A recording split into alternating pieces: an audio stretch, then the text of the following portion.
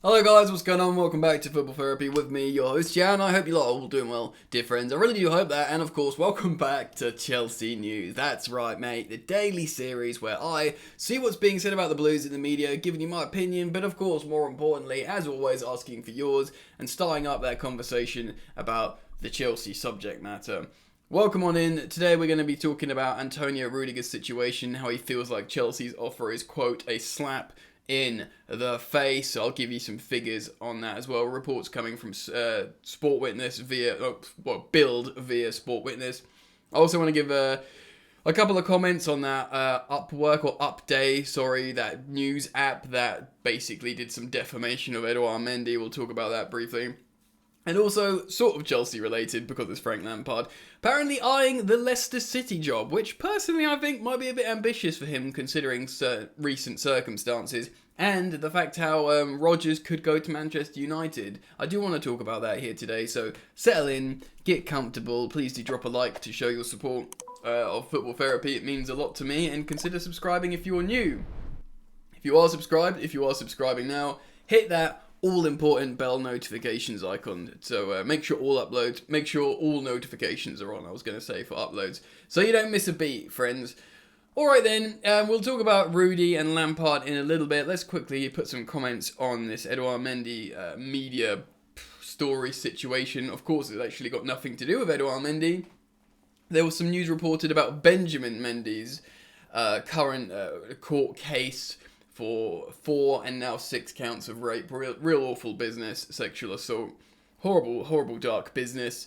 The Mirror reported a story on this, and it sort of funneled through this application called Upday, I believe it is, who instead of posting a picture of Benjamin Mendy, the Man City player, they posted a picture of Edouard Mendy, which of course is absolutely horrendous. It's horrendously bad anyway, getting the wrong player. That's just blatant tabloid racism, or this application or whatever. But the fact how it's straight up defamation of Edouard Mendy because of the nature of the story.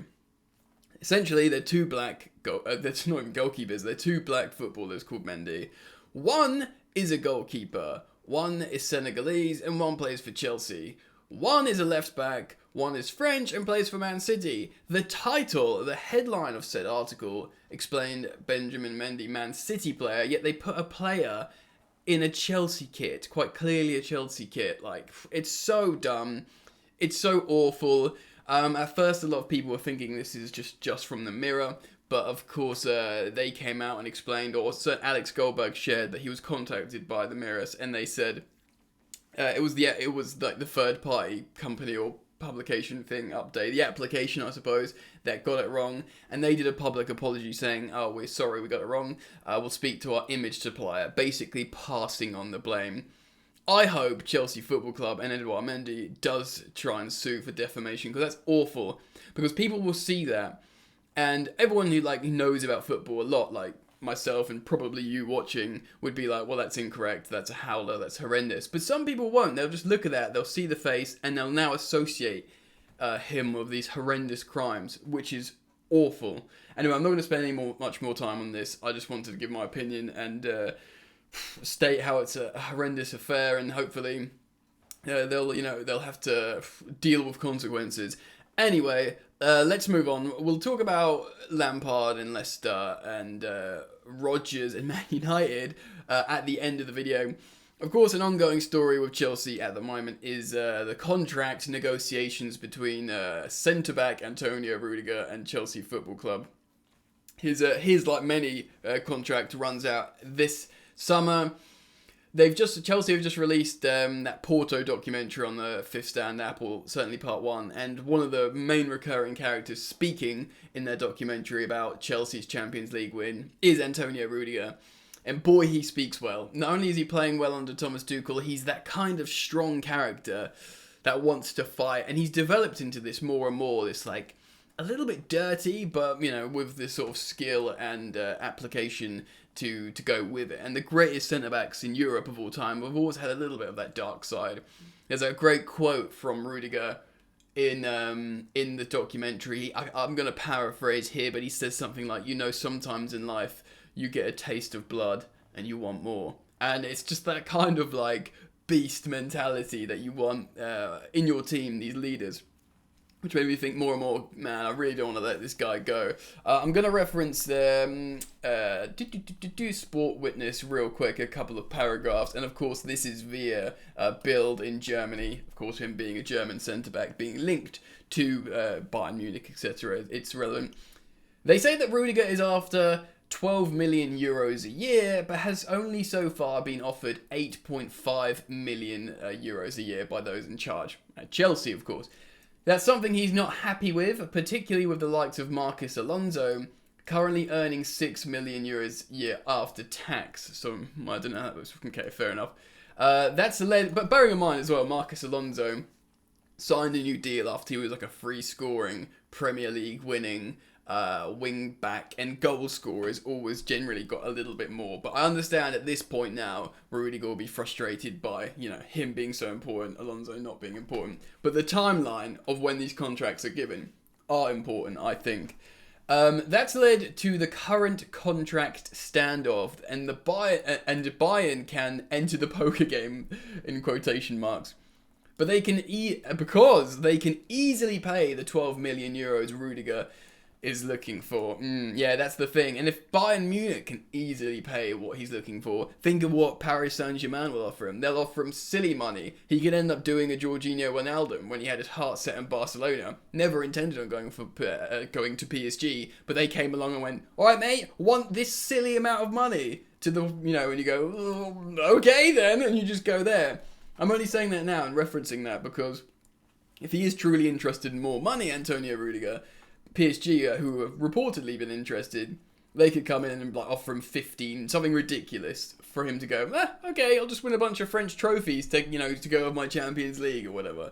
The problem is that the defender isn't at all keen on the return to his homeland and would prefer to stay at Chelsea as, quote, he feels totally at home in the club at London. Chelsea are probably aware of that, hence being like, we're not going to give you crazy money because we don't think you're going to go. Again, speculation from me, so, take that with a pinch of salt. Bayern will presumably make their move regardless of that fact, with Chelsea needing a £3.5 million and an additional 3.5 if they are to keep Rudiger at the end of the season. And Sport Bild backed this up, stating the contract offer has, quote, been a slap in the face for the defender. A slap in the face, he feels that offer is. 3.5 million euros a year off. That's obviously a lot of money, isn't it? But it's hard to think. If you look at the salary, the percentage of that, you think it could be met somewhere. Would he accept 10? If they had an extra 1.5 on, do they meet in the middle for 10 million euros a year? It sounds like a horrendous amount of money. It is. Thing is, he knows he'll get those wages elsewhere.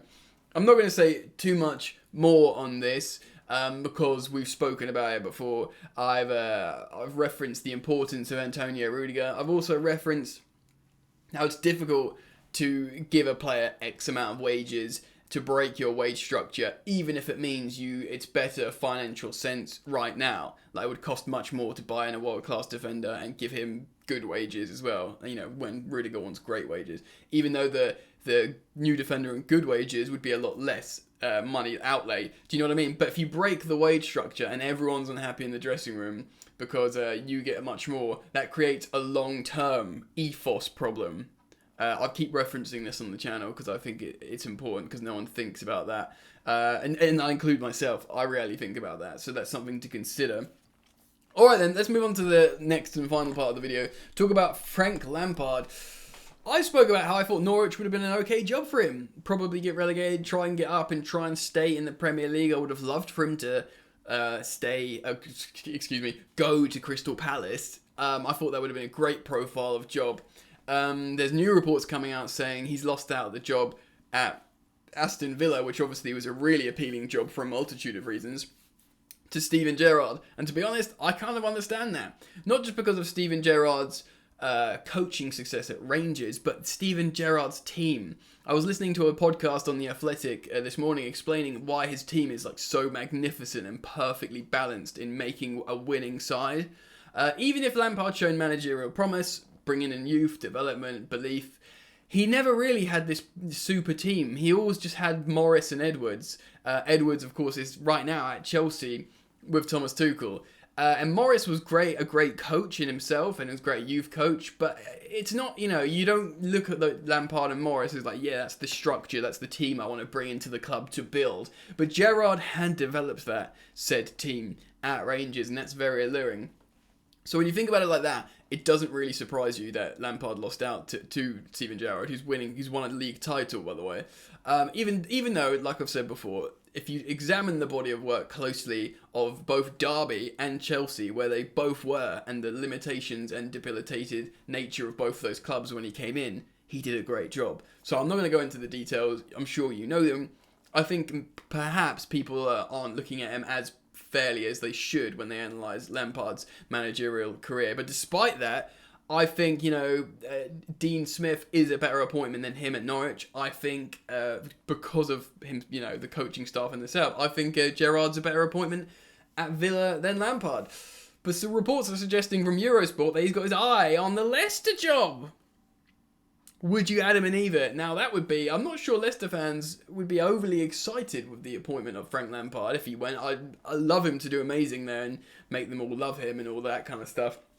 But there are reports are suggesting in the media that Brendan Rodgers would be very keen on taking the Manchester United job should it become available and United sack Ole Gunnar Solskjaer. If that happens, Rodgers might, we know what he's like. He seems all happy and devoted like he was at Celtic until he was more than happy to immediately jump ship to Leicester, much like Gerrard from Rangers to Villa. And you'd think he'd do it again. You absolutely would believe him if he'd do it again. You would think he'd just jump over to Manchester United. I think Manchester United fans, certainly most of them, would probably be quite happy to have Brendan Rodgers. I can see why. He's a good coach. He's won the FA Cup with Leicester and, nearly kept them in the top 4 for 2 seasons. He's generally been good. And then Lampard to the Leicester job. Man, that's ambitious. Maybe he's heard noises that they would be inclined to take him on like a short-term tester contract. It would be great to see him there. It's certainly a very high level, but it would be a bit of a risk, I think. For me, probably both manager and club. Anyway, guys, I've gone on quite a while.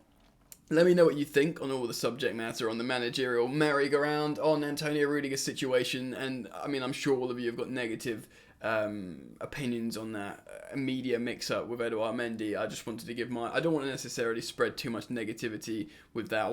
If that can just die away and Mendy can move on, that would be ideal. But feel free to comment on everything I've spoken on, and please do consider dropping a like if you want to show support here on Football Therapy. And everyone is welcome to subscribe. You're all welcome here on Football Therapy, so make sure, if you choose to subscribe, to hit that bell notifications icon. And we move, friends. Enjoy the football, and I'll see you later.